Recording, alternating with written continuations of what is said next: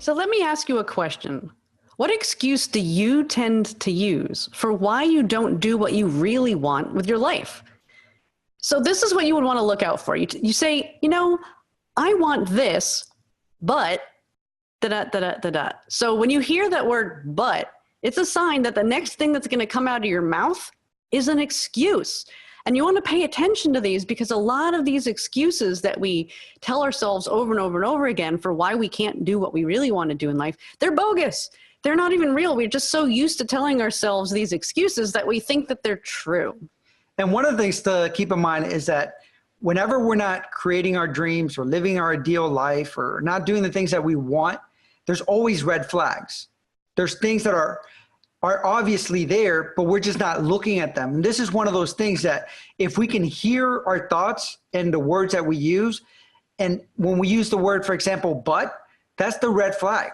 That is telling us that there's something that's stopping us from achieving our dreams. And why do we do that? Why do we say, I want to do that, but, or I think I really like that, but? The reason that we do that is because, one, we don't have a real reason why we want to do what we want to do. We don't have a big enough reason why.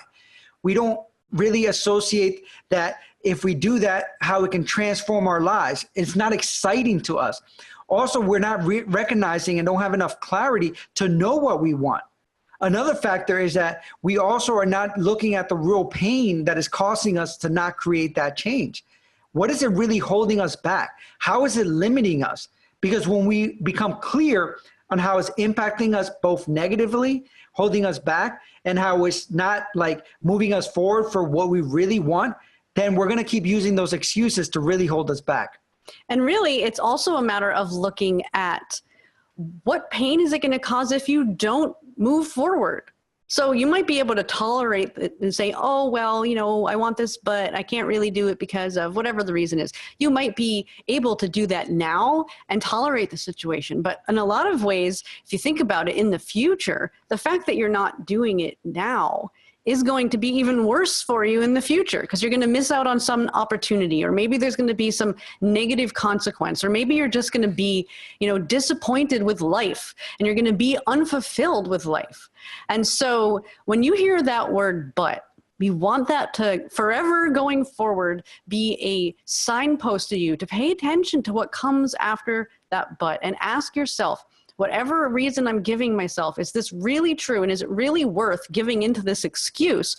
Or is the thing that I want more important? So ultimately, what we're telling you here is you need to say no to but. I'll give you a perfect example of a but, and we're going to go through some common buts. And one of the first ones I want to look at is, but this will take too long. And I see a lot of people saying that, I would love to go back to school to get my master's or my bachelor's or my associate or whatever it may be, or get a certification in something. But they say, but it's going to take too long. It's going to take 2 years, 3 years, 4 years. And let me ask you, if you don't do it, is that time still going to go by? Probably. Are you going to waste that time maybe on social media, watching movies or looking at a sitcom or whatever it is that you're doing on your spare time that's not really fulfilling your dreams? And the fact is that that time is still going to go by, whether you spend it on your dreams or whether you don't. So when you say it's taking too long, the reality is that's just an excuse to not actually take the first step, because anything that you truly want will take time. Will take time to learn, will take time to process, will take time to implement, but that at the end of the day is going to transform your life. And so here's another really common but, and that is, but it's too hard. And so I have to call BS on this one, because the only time something is too hard is if you don't know how to do it yet. But you weren't born knowing how to do everything. When you were born, you didn't know how to do anything, and you've learned everything that you've needed to get to the point where you are right now. So the solution to feeling like something's too hard is to recognize that you're going to have to learn something, or maybe you're going to need some sort of help or support. So when you catch yourself saying that something's too hard, then sit down and really think about it. Like, what resources would I need? What do I need to learn? Where could I learn this information? Who is out there in the world that could help me? And even if it doesn't mean like physically help you, they could help you by teaching you what they know, or you could read their book and learn how they did something. So if you find yourself saying it's too hard, it's a sign that you need to learn or practice, which you're perfectly capable of doing. And so it's not that it's too hard, it's just that you're not willing to do the work. And you've probably had something in your life where you started learning that was hard. And the more you did it, the easier it got. For example, we are avid content producers as far as courses. We have over 60 courses. We create about 2 courses a month. Usually it takes someone 6 months to a year to create a course. But why do we do it so effectively? Is because we do it so often that it's second nature to us. What happens is that when you do things enough times, it becomes unconscious. So the more you do something, the easier it gets. Another but that people say is, I have no time. But ask yourself, do you really have time? Because the truth is that you're probably wasting a lot of time. So this is another one that we really have to call BS on, because everybody has the time. And we've actually talked about this in another episode, where saying that you don't have time is really just saying that it's not a priority. And so, we're not going to berate you here about all the things that you're doing right now that are wasting your time that you could be using to do this thing that you want. We already did that in another episode. But what we will say is that when you hear yourself saying that you don't have time, then it's a signal that you need to look down and ask yourself, is this thing that I'm saying, but I can't do it for this or that or the other thing reason, is this thing more important than those things I'm wasting my time on? Because if it is, then you just need to commit to using your time more wisely. Another one is, but it's too risky. And the reality is that everything has risk. Anything that you do in life, walking down the street has risk. But it is not too risky if you actually understand what you're doing. If you're taking the time to learn and you take calculated risk. For example, some people say, well, some of the things that we've done, the businesses that we've done, they say, well, it's too risky, you're going to fail and stuff like that. But we actually do the research. We learn what we need to learn, and we know that we're going to take the steps needed to make it successful because we're willing to put the effort in. So when you say it's too risky, you're telling yourself, one, I don't have enough knowledge or information to make a calculated decision on this. So what you need to do is do that. Second of all, is that you're saying, I'm not confident enough in myself that I'm willing to do whatever it takes to actually make this work, to learn, to take action, and to really develop this situation as a learning experience where I can grow from it. And so really what it comes down to is, if you're telling yourself, I want to do this, but it's too risky, what you're really saying is, I am too risky. Meaning I am not willing to do what needs to be done to understand this enough that it takes the risk out of it. And so the last one that's super common is saying, I really want to do this, but I'm just too overwhelmed.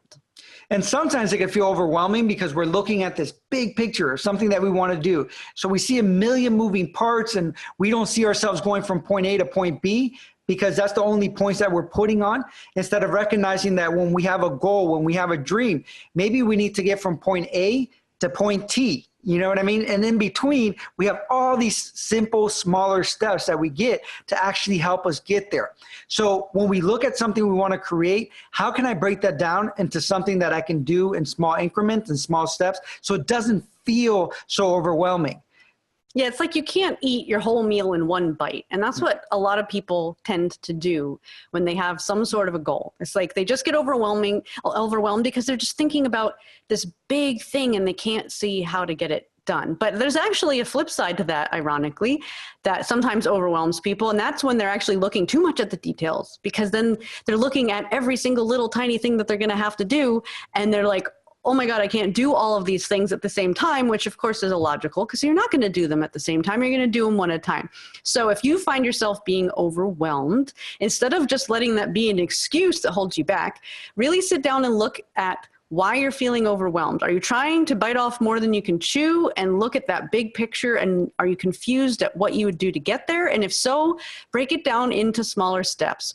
Or are you doing the opposite and looking at all the little tiny details and feeling overwhelmed that you can't do all of that? And if that's the case, then pick the ones that you can do in the immediate future. So within the next day, maybe even week, and then put all of those other little tasks on a list somewhere else that you don't look at, so that you're not overwhelmed looking at too much detail.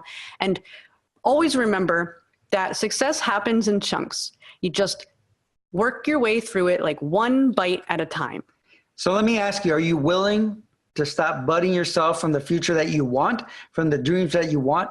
Are you ready to stop making excuses and actually take those steps forwards and recognizing those red flags and say, nope, it's not going to happen. It's not going to work. Because instead of making excuses, I'm actually going to take the action steps to live the dream that I really want to create. Say no to but.